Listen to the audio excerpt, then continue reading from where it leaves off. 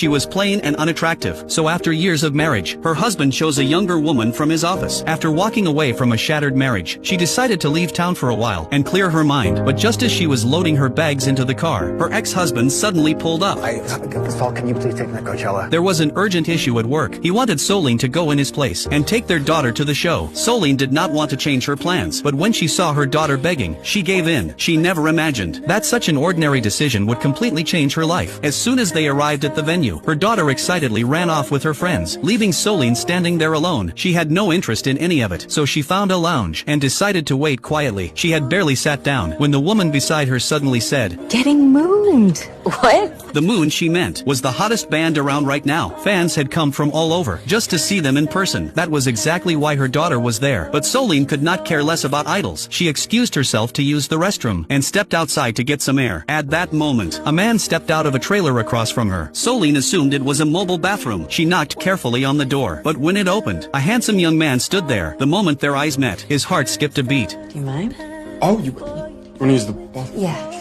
Solene thought he was there for the same reason, but when she came back out, he was still standing there, watching her. She immediately thought something was wrong, and scolded him, but the young man calmly replied, It's actually my trailer. This is your trailer? Yeah, I'm in the band, we're performing on the main stage, and now August Moon? yeah. Realizing she had walked into someone else's space, Solene felt deeply embarrassed and wanted to leave immediately. But just as she turned to go, Hayes stopped her. He assumed she was a fan and invited her to stay for a drink. Unable to refuse, Solene stayed, but explained she was not a fan. She was only there for her daughter. If her ex-husband had not been busy, she would never have come. That was when Hayes realized she was single. The smile on his face said everything. Just then, a staff member arrived to announce the fan meeting was about to begin. Hayes needed to get ready, but before Solene could leave, he casually started changing his clothes right in front of her. Embarrassed, Solene quickly turned away, but his youthful face and strong build still drew her eyes back more than once. When the staff returned to discuss the show, Solene quietly slipped away. What she did not know was that this idol, nearly 20 years younger than her, had already fallen for her. Soon, the fan meeting began. When August Moon appeared, the crowd erupted. Solene had never realized just how popular they were. On stage, Hayes spotted her immediately, and when their eyes met, Solene felt an unexpected stir in her heart. As night fell, the concert officially began. The atmosphere was electric. Hayes and his band poured everything into the performance. Their energy and powerful vocals set the crowd on fire. Even Solene, who had never cared for idol culture, found herself moving with the music. Near the end of the show, Hayes prepared a surprise. Inspired by their meeting, he wrote a song for Solene and performed it live. His voice felt like light, breaking through the walls around her heart. Even the pain of her divorce seemed to fade away. In that moment, she understood that even in the darkest times, life could still offer unexpected gifts. But Solene was a single mother. She knew her place. A future with a celebrity was impossible. After the concert, Solene returned to her gallery. She told herself that night was over, that it belonged to the past. She needed to move on. Men still noticed her. They admired her confidence, her elegance, the quiet strength she carried. But after 40, Solene had learned to be careful with her heart. Every invitation, every gesture of interest, she turned down, until one day, Hayes appeared in front of her again.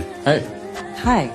He said he was there to buy some art. Solene hesitated, but she believed him. She walked him through the gallery, piece by piece, explaining what each work meant to her, where it came from, and why it mattered. Hayes listened, really listened. Then, almost casually, he said he wanted to buy all of them. Solene froze. To her, it felt wrong. These were not decorations. They were parts of her life, moments she had shaped with her own hands. To hear them spoken of so lightly felt like watching someone grab fruit off a street stand. Hayes noticed her reaction immediately. He told her the truth. He genuinely loved the work, and even buying everything here would not be enough. His apartment was enormous, empty, and he wanted to fill it with things that felt alive. Solene studied his face. There was no arrogance there, only sincerity. In the end, she chose to trust him. She offered to take him to a friend's art warehouse. Outside, fans and media had already gathered. Hayes stayed hidden in the car. Not long after, they arrived. Inside the warehouse, art filled every corner, too much to take in all at once. But one painting stopped Solene in her tracks. She stood there quietly. What do you feel when you look at it?